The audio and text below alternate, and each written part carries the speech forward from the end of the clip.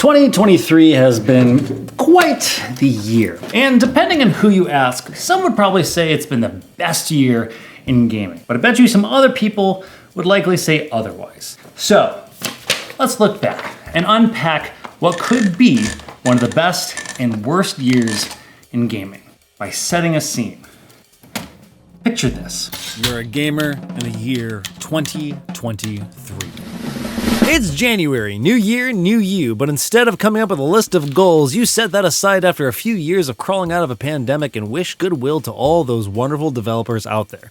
Finally, we can move on from NFT nonsense, the whirlwind of last year's acquisitions, because companies probably no longer have a disgusting amount of money to spend, since they spent it all, right?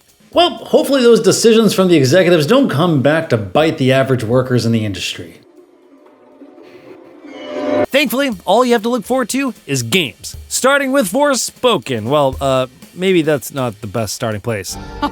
Yeah, that sounds about right. Hi-Fi Rush! It drops out of fucking nowhere, punching you in the face with style. Wait, from Tango Gameworks? Like, Evil Within Tango Gameworks? Also, it rips.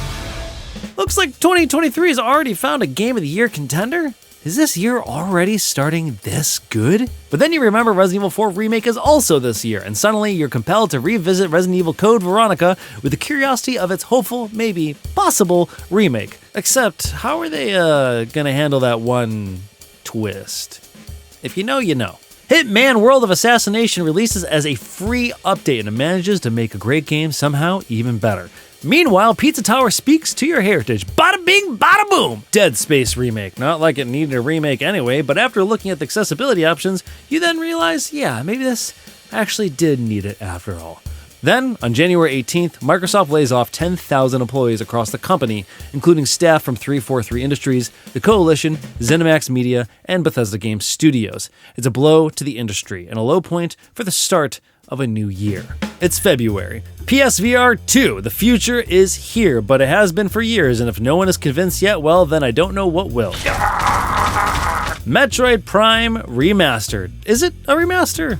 A remake? Wasn't Dead Space a remake? This has completely new graphics, new controls, but it's a remaster? Whatever. It's still amazing. Then you remember that Metroid Prime 4 was announced 6 years ago.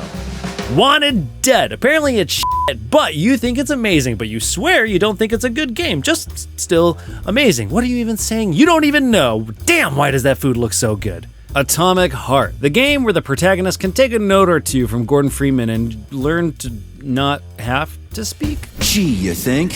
It's March. E3 does not happen again, but still, never say never. There could always be next year. Wolong Fallen Dynasty. Wow, a Souls-like. Fatal Frame, Mask of the Lunar Eclipse. Wow, a spooky game. Paranormasight, another spooky game. Holy shit, it's Resident Evil 4. It's amazing. So amazing, you give it a 10 out of 10. And by you, I mean me, Kurt Indovina. God, Leon is so cool. Bill me for the repairs later. Well, looks like Game of the Year is settled. There's no going up from here. We found our 10 out of 10, folks. Pack it up. Now, if you'll excuse me, I'm going to replay it for the 20th time and kick this punch that dude and blow up this motherfucker. Dredge, Lovecraftian. What isn't these days? Oh, but it's got an RA4 inventory for your fish, which reminds me. Oh yeah! Holy shit, you can shoot the bell and skip this fight. 10 out of 10, baby! EA lays off 6% of its staff, equating to 700 employees. It's April. A zombie game. A Star Wars game. Oh look, another remake. Excuse me. A reboot. Anyways, it's May. Redfall. Arcane can never do wrong. Tears of the Kingdom, another 10 out of 10. How is this even possible? Wait, isn't this just the same map as Breath of the Wild? Holy shit, what the fuck is down here? Move over all the other incredibly good Game of the Year games. We have another contender, and to think it is only May. Then, emerging from the shadowy depths like its title character, Gollum, that game you've been hearing about for years, finally comes out and, What the fuck is this piece of shit? Well, maybe it's a good year for games and a good year for bad ones, too. What the fuck? Whoa. I wasn't talking about Wanted Dead. Anyway, you're reminded that Alan Wake 2 is coming out this year, and you decide to go down Remedy Lane starting with Max Payne 1. And yeah, maybe this wasn't the action game you remembered it to be. Then you get to this damn fourth wall breaking moment. June, Summer Game Fest. You go there and see Alan Wake 2, detective, survival, horror. Then you get punched in the face by yourself, but also these two Tekken muscly men. Every game is announced to release in October. You want to play them all, but you're an adult human person who will first need a cup of coffee in order to fulfill all the necessary responsibilities on your daily chore list, as well as accounting for the unplanned but inevitable accidents along the way. You'll likely wait for the right time, probably most likely on a weekend, to cozy up and play. Just kidding. Instead, you'll play the important ones like Super Mario Wonder and Alan Wake 2 and save the rest in a drawer where in 20 years you'll have a little nostalgia kick and finally return to the oldies, and this is starting to sound eerily familiar to last year. Anyway, Embracer Group, the company that seemingly came out of nowhere in 2022 and was throwing its money at everything, announces a large-scale restructuring due to the failure of a $2 billion deal. That means bad news for the average worker. Street Fighter 6 Muscles! Amnesia the Bunker adds a gun. Wait, what? But it actually rules. Diablo 4, people love it. Then they hate it. Then love it again? Still not sure. Final Fantasy 16. I don't think I actually have anything to say about this. Wait, I got it. Didn't this game used to be an RPG? Got him. Show me who you truly are. Ghost Trick Phantom Detective emerges from the afterlife. It's amazing. Now, maybe Nintendo will remake other Nintendo DS Lost Gems. Till dusk. July. CD Projekt Red announces it'll be laying off 100 workers over the next 9 months. Workers unionize. Good move.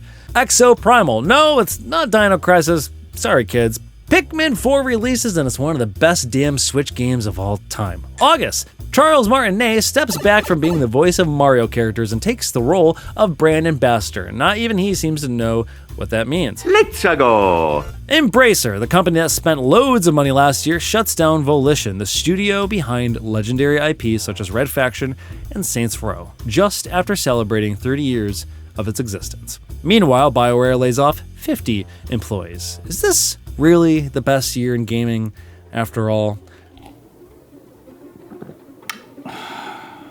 Remedy Entertainment delays Alan Wake 2 just 10 days, and thank God. You actually think maybe, possibly, you'll have time in October to finish one of those other games.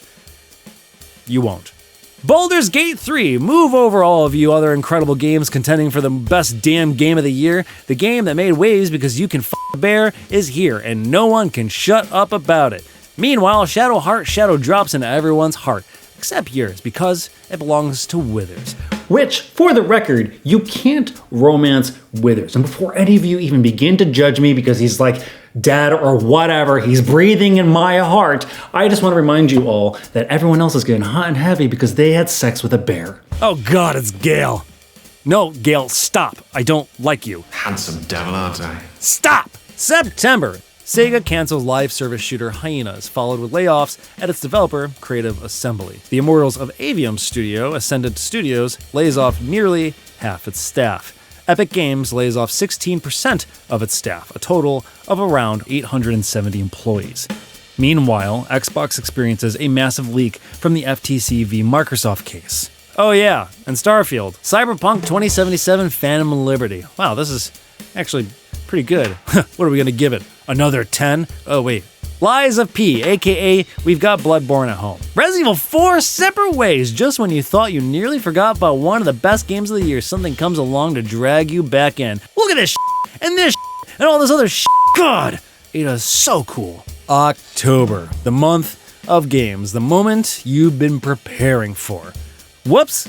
Assassin's Creed Mirage, Detective Pikachu Returns, Skull Island, Rise of Kong, Bad Games Rise Up, Lords of the Fallen, aka We've Got Dark Souls at Home, Sonic Superstars, Super Mario Wonder, Wowie Zowie, Spider-Man 2 on the same day as Super Mario Wonder, Wowie Zowie, and then...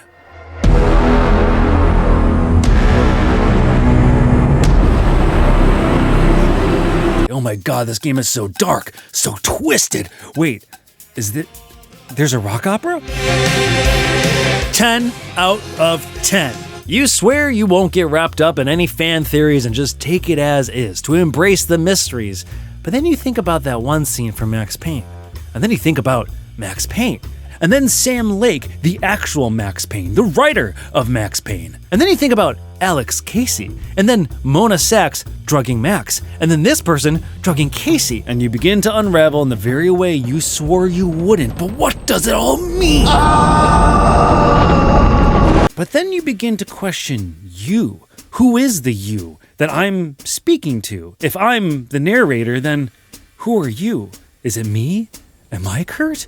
Or are you? I was in a GameSpot video. Funny as hell. It was the most horrible. Wait, no, I'm in control. I'm the one writing this. I can choose what's real and what's not.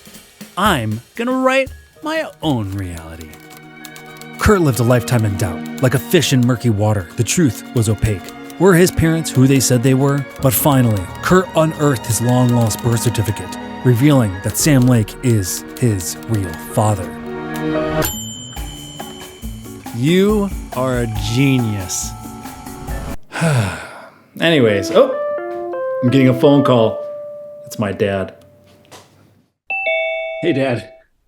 Kurt, I'm not your father.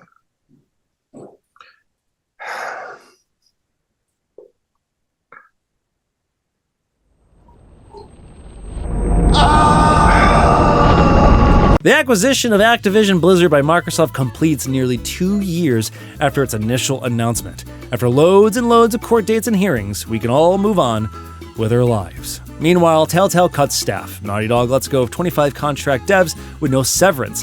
Bungie lays off around 100 employees as Destiny 2 player count lowers. But it's still a damn good year for games, right? November, Ubisoft lays off 124 employees worldwide. Layoffs occur at Amazon Games, Digital Bros, Humble Games, Congregate, Wayfinder. What is happening? Meanwhile, you're playing Lethal Company. It's early access, but no one cares because they're all playing it anyway. Peace! RoboCop Rogue City, Thirsty Suitors, Super Mario RPG Remaster Remake, who cares anymore? It's good. The Walking Dead Destinies. Just when you thought games couldn't get any worse. What the is this piece of There's no way they're gonna get lower than this, right? Right?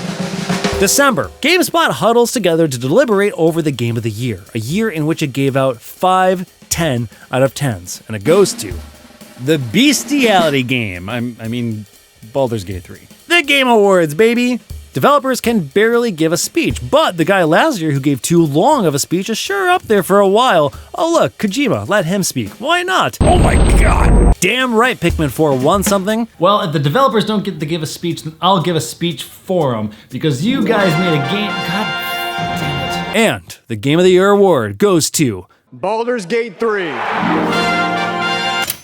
Well, that wraps it up. The year has come to a close. Surely nothing else is gonna. the day before the shady game with a shady development actually really does come out, and it's a complete mess. what the is this piece of It's so bad that 4 days after its launch, the game is pulled from Steam, its developer shut its doors, and its publisher issues refunds. Embracer quietly closes down Free Radical, the legendary time-splitter studio that only reformed 2 years ago. And if things weren't already a huge bummer, E3 officially is actually really now dead. RIP to the original Christmas for gamers. So long to an industry darling. Just before the year's end, James McCaffrey, the voice of Max Payne, Alex Casey, and director Trench in Control, passes away.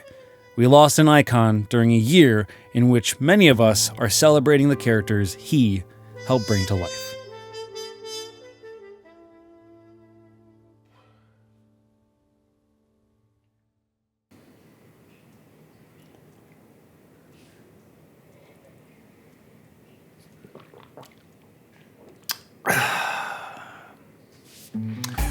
"2023 has been a year. A year that I hope can be used as a means to write certain paths for the future of not just the medium itself, but the industry. Because games are amazing, and we should keep them amazing by not just celebrating the medium, but also the people who make them. So looking back on this year was kind of tough, considering all the people that weren't there to celebrate the things that they made alongside the thing that we're all celebrating. Just, you know, it's kind of a bummer. But equally, I got works of art and things that I think are so important and magnificent that I can only hope these games, these amazing games we got this year, will just give permission to other studios to just make great games. But of course, to have the empathy to support the people who are making them. So, here's the 2024, and whatever it may bring us, whatever wonderful things I hope it can learn from 2023 and adapt them into this wonderful thing that we all love, so on and so forth, all that jazz. I am tired. I need to move on to the next day, to the new year. Here we are. Thanks for watching. Till next time, see ya.